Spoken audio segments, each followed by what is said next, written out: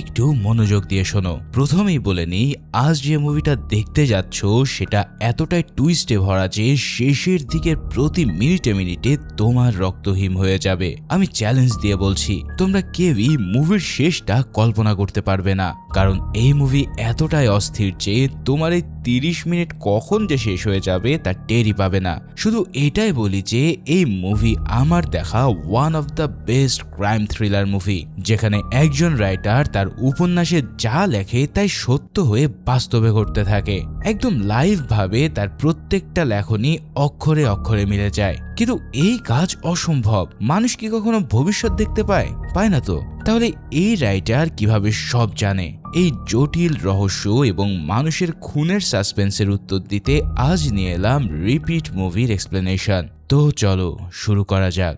মুভির শুরুতেই আমরা দেখতে পাই সুব্রত নামের একজন বয়স্ক লোককে। অতিরিক্ত মদ্যপানের ফলে সে টলতে টলতে একটা পুলিশ স্টেশনে এসে হাজির হয়েছে। চারিপাশে থমথমে পরিবেশের মাঝে সে সোজা গিয়ে কনস্টেবল কোলান্ডোর কাছে একটা অদ্ভুত কমপ্লেন করে বসে। লোকটার দাবি সে একজন নভেলিস্ট, কিন্তু গত কয়েকদিন ধরে তার লেখা গল্পের কাল্পনিক চরিত্রগুলো নাকি তাকে ফোন করে রীতিমতো হুমকি দিচ্ছে। এখন এমন পাগলাটে প্রলাপ শুনে তো কনস্টেবল হাসতে হাসতে মরে যায়। সে লোকটাকে তাচ্ছিল্য করে বলে যে তুমি কি এতই বড় ভিআইপি হয়ে গেছো যে তোমাকে কাল্পনিক চরিত্ররা হুমকি দেয়? আসলে কনস্টেবল ভাবে লোকটা নির্ঘাত মাতাল হয়ে স্রেফ তাদের সময় নষ্ট করতে এসেছে। তবে সুব্রত কোনোভাবেই দমে যায় না। সে কাতর কণ্ঠে বোঝানোর চেষ্টা করে যে আগের বার সে আন্নানগরের একটা টুইন মার্ডার কেস নিয়ে এমন একটা ক্রাইম থ্রিলার লিখেছিল, কিন্তু আশ্চর্যের বিষয় হলো হুবহু সেই ঘটনায় বাস্তবে ঘটে যায় এবং ওই গল্পের অপরাধী চরিত্রটাই নাকি তাকে এখন ফোন দিয়ে গালাগালি করছে। এই সব কথা শুনে তো পুলিশ স্টেশনে থাকা বাকি অফিসাররা চরম বিরক্ত হয়ে যায়। ফলে আর কোনো উপায় না পেয়ে চরম হতাশা আর মনের ভিতরে এক অদ্ভুত ভয় নিয়ে লোকটা নিজের বাসায় ফিরে আসে। এবার বাসায় এসে একটু ফ্রেশ হয়ে সে আবারও মদ নিয়ে বসে পড়ে নতুন একটা গল্প লিখতে। তার ল্যাপটপের স্ক্রিনের আঙ্গুলগুলো এবার দ্রুত চলতে থাকে, কিন্তু ঠিক তখনই সিন শিফট হয়ে দেখা যায় একটা ঘুটঘুটে অন্ধকার আর নির্জন স্থান। একটা মেয়েকে গাড়ির ভিতরে হাত পা বেঁধে ফেলে রাখা হয়েছে। মেয়েটার চোখের দৃষ্টিতে মৃত্যু ভয় আর অসহায়ত্ব দিব্যি বোঝা যাচ্ছে। নিজেকে বাঁচানোর এই মরিয়া চেষ্টায় সে চরম যন্ত্রণায় ছটফট করতে থাকে। যাই হোক, অনেক কষ্টে মেয়েটা নিজের বাঁধন খুলে ফেলে, কিন্তু বিপদ যেন তার পিছুই ছাড়তে চায় না। হঠাৎ করে গাড়ির ভিতরে একটা মোবাইলের রিং শুরু হয়। সে ফোনটা হাতে নিয়ে গাড়ি থেকে বেরিয়ে অন্ধকারের মধ্যে দৌড়াতে থাকে। তবে আশেপাশে ওত পেতে ছিল ওই ভয়ঙ্কর কিডন্যাপাররা। গাড়ির দরজা খোলার শব্দ শোনা মাত্রই তারা বুঝে যায় তাদের শিকার হাতছাড়া হয়ে যাচ্ছে। এরপর শুরু হয় এক রুদ্ধশ্বাস চেজিং। মেয়েটা অন্ধকারে দিক বিদিক শূন্য হয়ে ছুটছে, অন্যদিকে 3 জন লোক তাকে পাগলের মতো ধাওয়া করছে। ছুটতে ছুটতে সে মরিয়া হয়ে পুলিশ কন্ট্রোল রুমে কল করে বসে। এরপর সে কাঁদতে কাঁদতে জানায় যে তার নাম পূজা আর 3 জন লোক তাকে তাড়া করছে। ঠিক এরপরেই সে একটা অদ্ভুত ঠিকানা বলে, যেটা হলো সুব্রত সাইনাগার। এদিকে চারিদিক থেকে কিডন্যাপাররা তাকে ঘিরে ফেলে। তাদের মধ্যে একজন হিংস্র হয়ে চিৎকার করে বলে, দেখছিস কি, ওকে গুলি কর। আর এরপরে স্ক্রিনে একটা বিকট গুলির শব্দ শোনা যায়। ইতিমধ্যে পূজার এই ভয়াবহ পরিস্থিতির সাথে সাথে সুব্রতের বাসারও কারেন্ট চলে যায়। ল্যাপটপ বন্ধ হয়ে যাওয়ায় সে আর গল্পটা লিখতে পারে না। মোমবাতি জ্বালিয়ে কিছুক্ষণ বসে থাকার পর সে গভীর ঘুমে তলিয়ে যায়। আর এখানেই আমরা জানতে পারি যে সুব্রত এতক্ষণ ধরে ঠিক যা যা তার নোভেলে লিখেছিল এই সব কিছু একদম সত্য হয়ে ঘটেছিল পূজা নামের মেয়েটার সাথে। ব্যাপারটা কেমন অদ্ভুত একবার চিন্তা করো তো। পরের দিন সকালে সুব্রতের বাসার সামনে পুলিশের গাড়ি এসে থামে। দরজা খুলতেই অফিসাররা তাকে কড়া জেরা শুরু করে। তারা জানতে চায় পূজা নামের মেয়েটা কোথায় আর কেনই বা সে কন্ট্রোল রুমে ফোন করে এই বাসার ঠিকানা বলেছিল। এমন প্রশ্নে তো সুব্রত পুরোই ঘাবড়ে যায়। সে অবাক হয়ে জানায় যে সে একাই থাকে আর পূজা নামের কাউকে সে চেনে না। এবার অফিসাররা তাকে শক্ত করে চেপে ধরে। তারা জানায় যে গত রাতে পূজা নামের একটা মেয়ে কন্ট্রোল রুমে কল করে সাহায্য চেয়েছিল এবং সে তার এই নাম আর ঠিকানা বলেছিল। কথাগুলো শুনে সুব্রতের পায়ের তলা থেকে যেন মাটি সরে যায়। সে ভয় আর বিস্ময় নিয়ে পুলিশকে তার ল্যাপটপ খুলে দেখায়। এখানে সে বোঝানোর চেষ্টা করে যে পূজা আসলে তার লেখা নতুন গল্পের একটা কাল্পনিক চরিত্র মাত্র। গত রাতে সে মদ খেয়ে এই ক্যারেক্টার নিয়ে একটা থ্রিলার উপন্যাস লিখতে শুরু করেছিল। এই কথা শুনে পুলিশদের যেন পুরো কাহিনী ঢপ মনে হয়, কিন্তু অফিসাররা যখন তার ল্যাপটপ স্ক্রিনের দিকে তাকায় তখন তাদের চোখ কপালে উঠে যায়। প্রথমে তারা ওই গল্পের লাইনগুলো ক্যাজুয়ালি পড়ে, কিন্তু এরপরে তারা রীতিমতো শকটে চলে যায়, কারণ গত রাতে পূজা কন্ট্রোল রুমে ঠিক যা যা বলেছিল তার প্রত্যেকটা শব্দ আর যেভাবে 3 জন লোক তাকে তাড়া করেছিল তার প্রত্যেকটা লাইন হুবহু এই স্ক্রিপ্টে লেখা রয়েছে। এমনকি ওই মেয়েটার সাথে কখন কি ঘটেছে তা যেন সে নিজ চোখে দেখে লিখেছে। এই সব দেখে পুলিশ তো পুরো পাগল হয়ে যায়। একজন মানুষ ঘুণাক্ষরেও কিভাবে এমন পারফেক্ট ডিটেলিং করতে পারে? তাহলে এই লোকটা কি সত্যি ভবিষ্যৎ দেখতে পায়, নাকি সবকিছু কাকতালীয় মাত্র? তাই তো কোনো কথা না বাড়িয়ে পুলিশ জোর করেই সুব্রতকে অ্যারেস্ট করার চেষ্টা করে, কিন্তু এই বয়স্ক লোকটাও ছেড়ে দেওয়ার পাত্র নয়। সে অ্যারেস্ট ওয়ারেন্ট ছাড়া এক পাও নড়বে না বলে সাফ জানিয়ে দেয়। পুলিশ তখন তার কোনো কথা না শুনে তাকে জোর করে টেনে হেঁচড়ে বাইরে নিয়ে আসে। এভাবে তাদের এই ধস্তাধস্তি দেখে আশেপাশের লোকজন আর মিডিয়া সেখানে জড়ো হয়। তারা পুলিশের এই বেআইনি কাজের ভিডিও করতে থাকে। পরিস্থিতি বেগতিক দেখে পুলিশ এবার ভয় পেয়ে সেখান থেকে চলে যায়।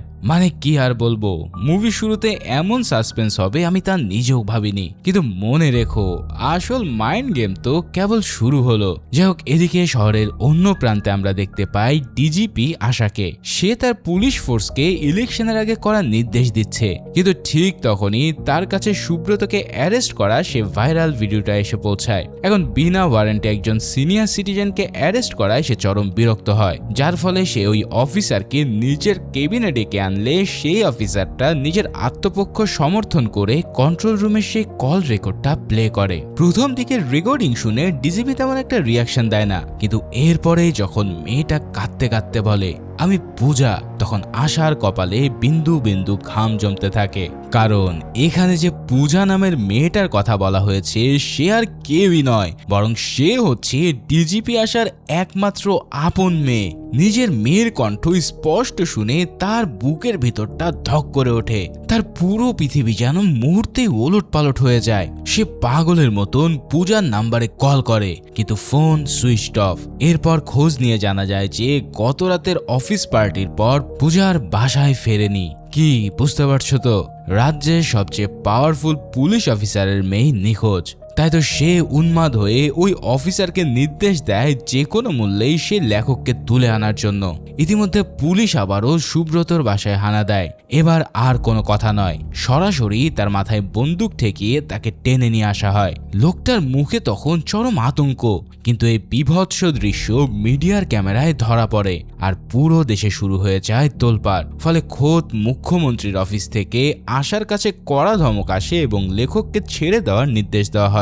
যাই হোক, নিজের সম্মান আর চাকরি বাঁচাতে আশা বাধ্য হয়ে মিডিয়ার সামনে ওই বয়স্ক লোকের কাছে ক্ষমা চায়। তবে সে ভেতরে ভেতরে চরম প্রতিশোধ পরায়ণ হয়ে ওঠে, কারণ সে বুঝতে পারছিল যে এই লোকটা তাদের ঘোল খাওয়াচ্ছে এবং সেই তার মেয়েকে কিডন্যাপ করেছে। তাই তো সিক্রেটলি সে ফোন করে একজন আন্ডার কভার অফিসার পাঠাতে বলে, যাতে সে চোখ লক্ষুর আড়ালে পূজাকে খুঁজতে পারে।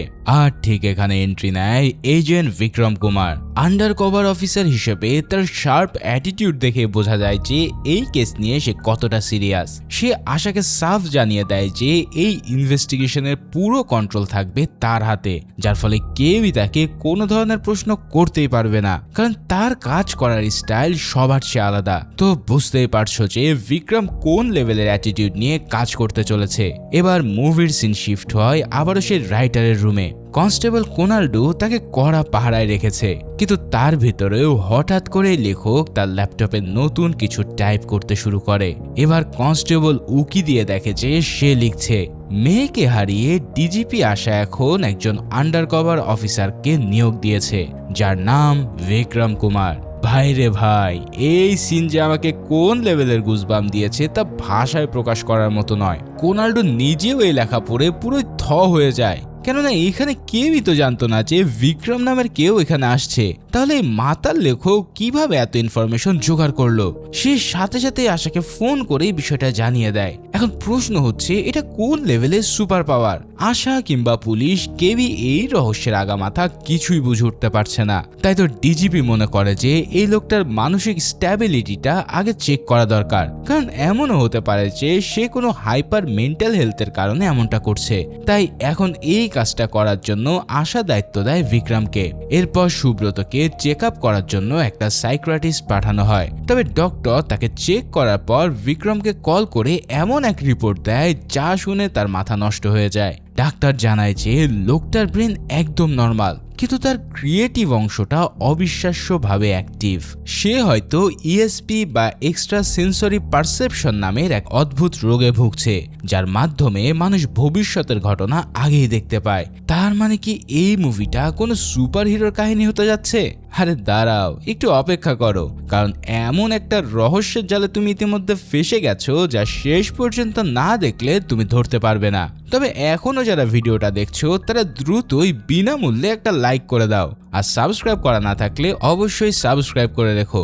যাই হোক, এবার স্ক্রিনে দেখা যায় বিক্রম তার ইনভেস্টিগেশন শুরু করেছে। প্রথমে সে সোজা পূজার অফিসে গিয়ে হাজির হয়। এখানে সিসিটিভি ফুটেজ চেক করে সে জানতে পারে যে গত রাতে পূজা তার দুই কলিগ রমা আর আনিতার সাথে একটা পার্টিতে গিয়েছিল, যার ফলে বিক্রম রমার সাথে যোগাযোগ করে তাকে কোয়েশ্চেন করতে থাকে। এদিকে পূজা নিখোঁজ হয়েছে এই কথাটা শুনে রমার চেহারা পুরো শুকিয়ে যায়। সে ভয়ে ভয়ে জানায় যে পূজা তাদের টিম ম্যানেজার, আর গতকাল রাতে তারা সবাই খুব আনন্দ করে পার্টিতে গিয়েছিল। এদিকে রমাকে যখন অফিসার প্রশ্ন করছিল, ঠিক সেই মুহূর্তে লেখক সুব্রত তার ল্যাপটপে অদ্ভুত কিছু লিখতে শুরু করে। তার পাহারায় থাকা কনস্টেবল কোনাল্ডু বিক্রমকে কল করে জানায় যে লেখক এবার তার গল্প আবারও লিখতে শুরু করেছে, আর এবার সে সবে মাত্র লিখছে যে T921 BA1488 নাম্বারের একটা ক্যাবে করে আনিতা অফিসে এসেছে। এমন কথা শুনে তো বিক্রম পুরো আকাশ থেকে পড়ে, কারণ ঠিক ওই মুহূর্তে রমাও তাকে জানায় যে আনিতা ওই একই নাম্বারের ক্যাবে করে এখানে আসছে। মানে কি হচ্ছে এসব? একজন মাতাল লোক ঘরে বসে কিভাবে শহরের অন্য প্রান্তের গাড়ি নাম্বার পর্যন্ত নিখুঁতভাবে বলে দিচ্ছে। যাই হোক, আনিতা অফিসে আসার পর বিক্রম জানতে পারে যে গত রাতের ওই পার্টিতে রবি নামের একটা ছেলে পূজাকে চরম বিরক্ত করছিল। এছাড়াও সে আরো জানায় যে পার্টি থেকে ফেরার পথে পূজা খুব ডিস্টার্ব ছিল এবং একটা বাইক তার পিছু নিয়েছিল। এসব শুনে পার্টির হোস্ট কিশোরের কাছ থেকে জোর করে রবির নাম্বার না হয়। তবে দেখা যায় রবির ফোন সুইচড অফ, ফলে তদন্ত যেন একটা ডেড এন্ডে এসে হাজির হয়ে যায়। কিন্তু ঠিক তখনই বিক্রমের টিম মেম্বার প্রবীণ তাকে কল করে একটা চমকে দেওয়ার মতো খবর দেয়। সে জানায় সাইবার ক্রাইমের সহায়তায় তারা পূজার গাড়ির লাস্ট লোকেশন ট্র্যাক করতে পেরেছে। তাই তো কোনো সময় নষ্ট না করে বিক্রম সোজা ওই ক্রাইম স্পটে গিয়ে হাজির হয়। এবার দেখা যায় জায়গাটা একদম শুনশান আর অন্ধকার। রাস্তার মাঝখানে ইচ্ছাকৃতভাবে ব্যারিকেড দিয়ে রাখা, আর পূজার গাড়িটা সেখানে নিস্তব্ধ হয়ে পড়ে আছে। তার চাকাগুলো কেউ পেরেক দিয়ে পাঞ্চার করে দিয়েছে। প্রথমে বিক্রম চারপাশটা খুব সতর্কতার সাথে পর্যবেক্ষণ করে। এরপর তার চোখ পড়ে পূজার ফেলে যাওয়া কিছু জিনিসপত্রের দিকে। কিন্তু যখন সে এই জায়গাটার আসল কাহিনী জানতে পারে, তখন সে ভয়ে কেঁপে ওঠে। কারণ ঠিক 1 বছর আগে এই একই জায়গায় জননী নামের এক অসহায় মেয়েকে নির্মমভাবে গণধর্ষণ করা হয়েছিল।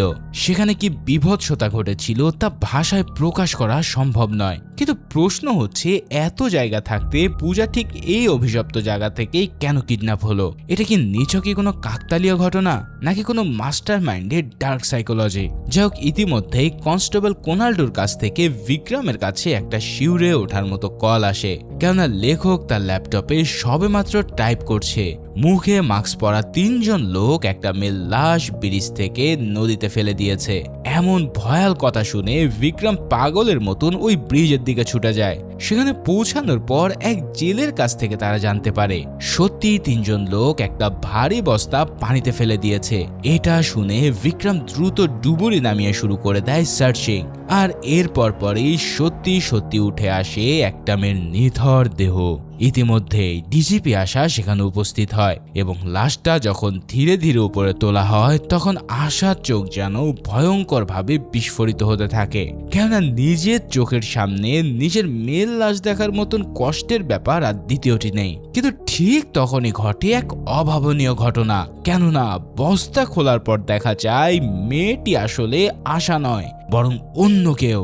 যার ফলে এই ফেক লাশ আর লেখকের ইঁদুর বেড়াল খেলা দেখে বিক্রমের রাগ যেন সীমা ছাড়িয়ে যায়। সে সোজা সুব্রতর বাসায় গিয়ে ওই লোকটাকে নির্মমভাবে পেটাতে থাকে। তবে মুহূর্তেই আশা তাকে থামিয়ে দেয়, কিন্তু ওই অফিসারের যে ইতিমধ্যে চরমে পৌঁছে গেছে।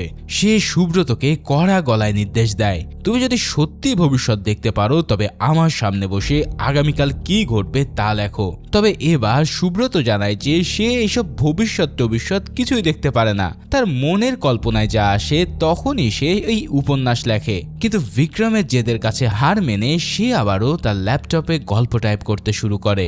এবার সে এমন কিছু লেখে যা বিক্রমের গায়ে রীতিমতো কাটা দিয়ে দেয়। একটা ক্যাব খুব স্পিডে এসে পুলিশ স্টেশনের সামনে থামলো। এরপর ক্যাবের ড্রাইভার দৌড়ে ভিতরে ঢুকে পুলিশকে কমপ্লেন করলো যে 4 জন লোক মিলে একটা মেয়েকে কিডন্যাপ করেছে। আর ঠিক এই মুহূর্তে গল্পের সবচেয়ে রহস্যময় চ্যাপ্টারটা ওপেন হতে থাকে। বিক্রম আর ডিজিপি যখন ওই পুলিশ স্টেশনে পৌঁছায় তখন তারা জানতে পারে যে ক্যাব ড্রাইভার সরাসরি এখানে উপস্থিত হয়নি, বরং সে একটা কমপ্লেন লেটার ফেলে কোথাও যেন উধাও হয়ে গেছে।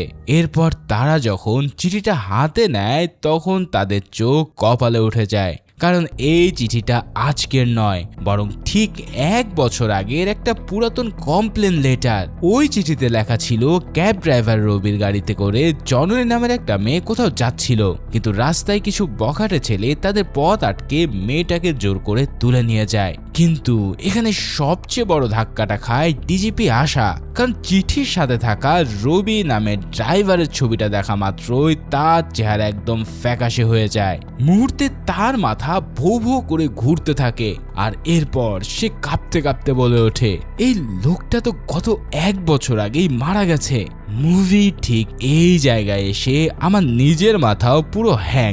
বলে কি অফিসার, মৃত একটা মানুষ কিভাবে নিজের গাড়ি চালিয়ে পুলিশের কাছে কমপ্লেন করতে পারে? এদিকে বিক্রম এত শক্ত মানুষ হওয়ার পরেও তার মাথায় কিছুই ঢুকছে না। তাই তো সে যখন আশাকে জোর করে বলতে বলে তখন ওই অহংকারী পুলিশ এমন এক ফ্ল্যাশব্যাকের গল্প বলতে থাকে যা শোনার জন্য কেউই প্রস্তুত ছিল না। সেই সিন শিফট হয়ে দেখা যায় 1 বছর আগের কথা। এখানে আমরা জানতে পারি সেদিন রাতে ওই ক্যাব ড্রাইভার রবি এই একই স্টেশনে এসে জননীর কিডন্যাপ হওয়ার রিপোর্ট করেছিল, কিন্তু পুলিশ তাকে সাহায্য করার বদলে উল্টো সন্দেহ করে সারা রাত স্টেশনে আটকে রাখে। পরের দিন সকালে যখন জননীকে উদ্ধার করা হয় তখন তার শারীরিক অবস্থা ছিল মর্মান্তিক, কেননা তাকে নির্মমভাবে গণধর্ষণ করা হয়েছিল। 4 জন লোক তাকে রবির গাড়ি থেকে জোর করে তুলে নিয়ে যায় আর এরপর তাকে ধর্ষণ করে। ঠিক সেই সময়টায় আশা ছিল তৎকালীন পুলিশের কমিশনার। সে এই কেস নিজে হ্যান্ডেল করে এবং মিডিয়াকে বড় বড় কথায় বলে যে অপরাধী যেই হোক না কেন সে কিছুতেই ছাড়া পাবে না। কিন্তু আসল খেলাটা শুরু হয় তখন যখন শহরের এক প্রভাবশালী কোটিপতি আশাকে ফোন করে। ওই লোকটা জানায় যে এই জঘন্য কাজের মূল হোতা তার নিজের ছেলে সিদ্ধার্থ। সে আশাকে লোভ দেখায়, যদি তার ছেলেকে এই কেস থেকে সে বাঁচাতে পারে তবে তাকে প্রমোশন দিয়ে রাজ্যের পরবর্তী ডিজিপি বানিয়ে দেওয়া হবে। এছাড়াও তাকে এত টাকা দেওয়া হবে যা তার কল্পনার বাইরে। এই সব কথা শুনে আশা কিছুটা সময় চায় তার মতামত জানানোর জন্য, আর পরে ক্ষমতার লোভে পড়ে সে এই কাজ করতে বাধ্য হয়। এদিকে কয়েকদিন পর সেই ধর্ষিত মেয়ে জননী হসপিটালে নিজের প্রাণ হারায়, যার ফলে পুরো দেশের মিডিয়া যেন আগুনে ফেটে পড়ে এই ধর্ষককে শেষ করার জন্য। আর ঠিক এই জায়গা থেকে শুরু হয় কমিশনার আশার এক ভয়ঙ্কর দাবা খেলা। জননী মারা যাওয়ার পর আশা ওই নিরীহ ক্যাব ড্রাইভার আর ধরে আনা 3 ধর্ষককে ক্রাইম স্পটে নিয়ে যায়। তার উদ্দেশ্য ছিল এভিডেন্স উদ্ধার করা, কিন্তু এখানে রবিও ভাবছিল যে পুলিশ হয়তো তাকে দিয়ে অপরাধী শনাক্ত করবে। কিন্তু সেখানে পৌঁছানোর পর আশা নিজের রিভলভার বের করে ওই 3 জন লোককে পরপর গুলি করে এনকাউন্টার করে দেয়। মুহূর্তেই এই দৃশ্য নিজের চোখে দেখে রবি যখন ভয়ে কুঁকড়ে যায় তখন ওই নির্দয় পুলিশ অফিসার নিজের বন্দুক তাক করে রবির দিকে। নির্দোষ রবি বুঝতে পারে তাকে আজ বলির পাঠা বানানো হচ্ছে।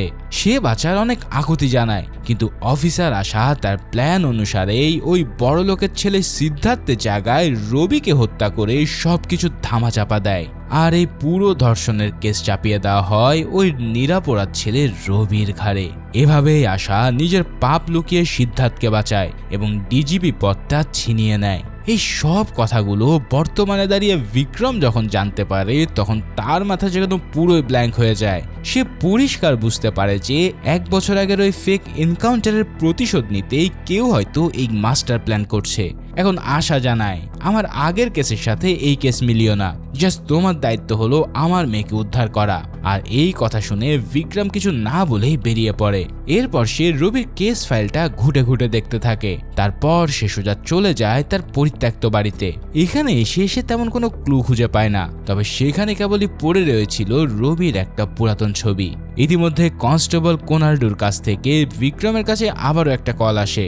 এবার সে জানায় যে লেখক সবেমাত্র লিখতে শুরু করেছে, সিদ্ধার্থ এই শহরেই আছে এবং সে কোনো হোটেল বুকিং নেয়নি। তার মানে ওই মাস্টার মাইন্ড পূজার সাথে সাথে ওই কোটিপতির ছেলে সিদ্ধার্থকেও কিডন্যাপ করে রেখেছে। এছাড়াও সে একটা গাড়ির নাম্বার দেয় যার মধ্যে সিদ্ধার্থ থাকতে পারে বলে জানানো হয়। এটা শোনার পর বিক্রম দ্রুতই সেই গাড়িটাকে ট্র্যাক করে ওই লোকেশনে চলে আসে। এখানে পুরো এলাকায় সে গাড়ি তো দূরে থাক, একটা মানুষও দেখতে পায় না। কিন্তু ঠিক সেই সময় আচমকা একটা গাড়ি এসে তার উপরে হামলে পড়ে। বিক্রম কোনোভাবে বেঁচে ফিরে গাড়ির ভিতর চেক করে দেখে যে পূজাকে গাড়ির পিছনে বেঁধে রাখা হয়েছে এবং ড্রাইভিং সিটে আধমরা অবস্থায় পড়ে আছে ওই মেন কালপ্রিট সিদ্ধার্থ। ইতিমধ্যে সে দুজনকে সেখান থেকে বের করে আনে আর ততক্ষণে আর এক পুলিশ অফিসার এলে তার হাতে সে পূজাকে তুলে দেয়। এরপর গাড়ির ভিতর ঢুকে সে পূজার গাড়ির ট্র্যাকিং মেশিন দেখে বুঝতে পারে যে এই গাড়িটা ঠিক কোথা থেকে এখানে এসেছে। এভাবেই সেই অ্যাড্রেস অনুসারে বিক্রম যখন সেখানে পৌঁছায় তখন সে হাতে নাতে 3 জনকে ধরে ফেলে যারা সরাসরি জড়িত ছিল এই কেসের সাথে। এখানে আমাদের যে ছেলেটাকে দেখানো হয় ওর নাম রাহুল, যে কিনা একজন আইআইটির স্টুডেন্ট। কিন্তু তাকে দেখে বিক্রমের চোখ তো কপালে উঠে যায়।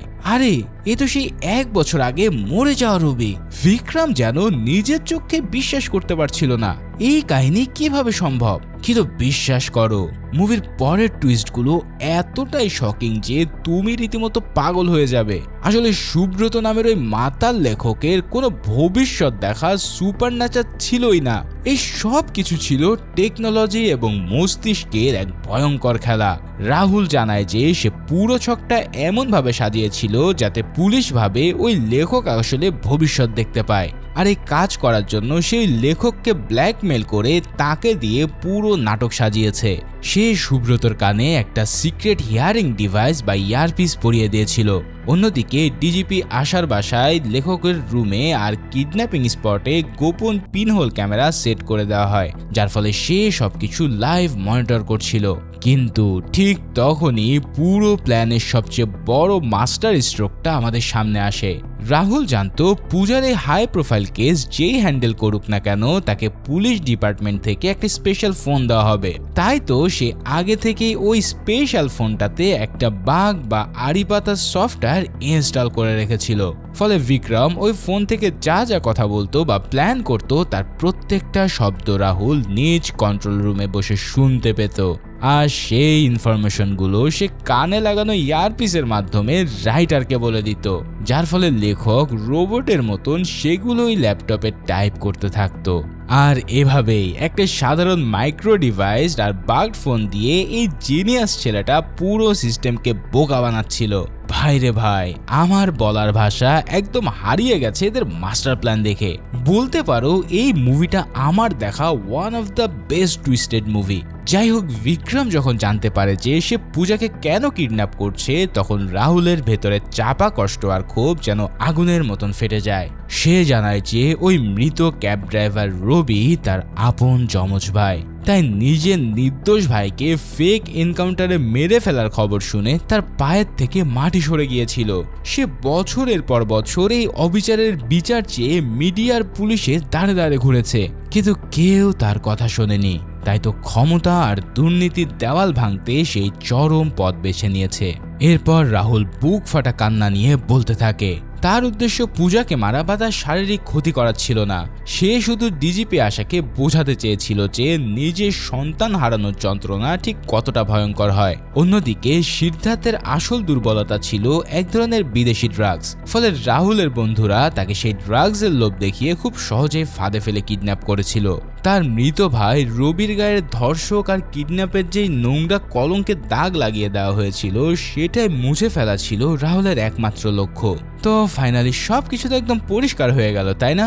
বিক্রম তো আসল অপরাধীকে ধরে ফেলেছে আর পূজা উদ্ধার হয়ে গেছে। কিন্তু ঠিক তখনই বিক্রমের বলা একটা ডায়লগ পুরো মুভির মোড় 180 ডিগ্রিতে ঘুরিয়ে দেয়। বিক্রম একদম ঠান্ডা মাথায় রাহুলের দিকে তাকিয়ে বলে, তুমি তো ছিলে শুধু এই প্ল্যানের একটা অংশ, কিন্তু এই পুরো গেমের মাস্টার মাইন্ড অন্য কেউ।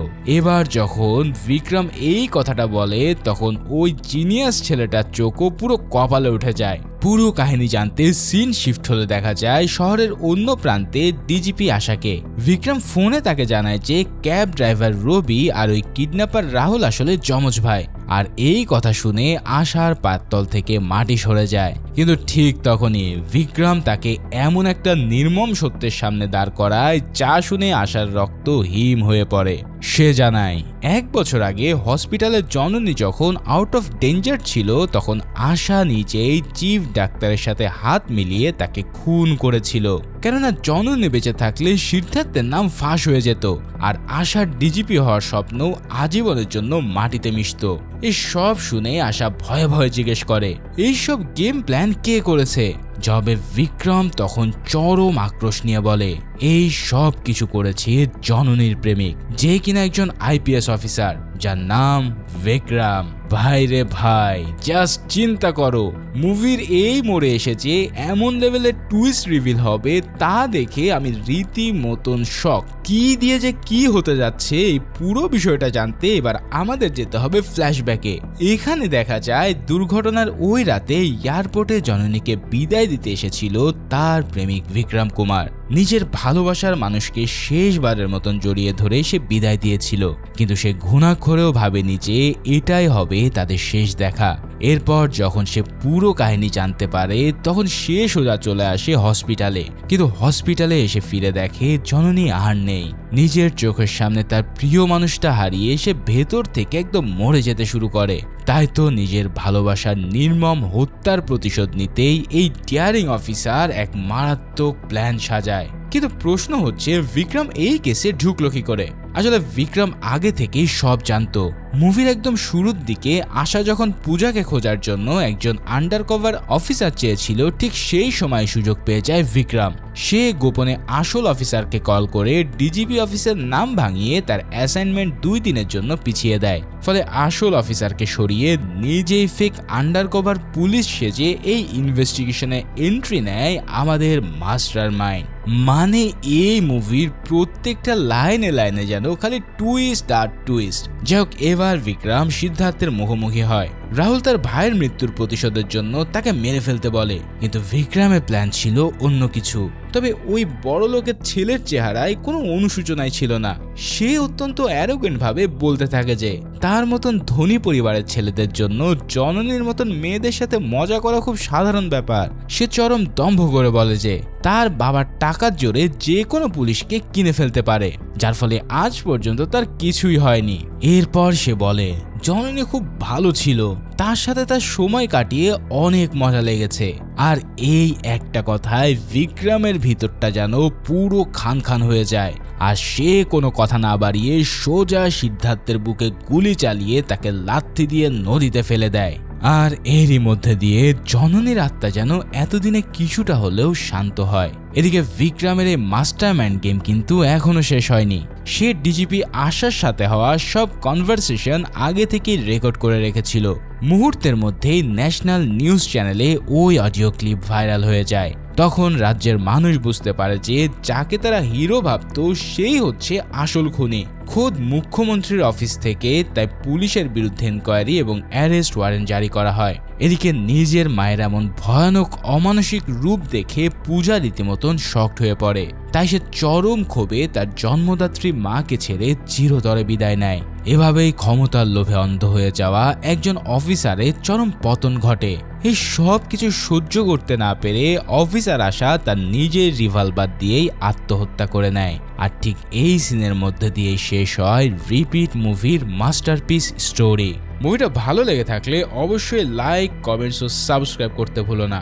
দেখা হচ্ছে পরের কোনো ভিডিওতে, সেই পর্যন্ত আল্লাহ হাফেজ।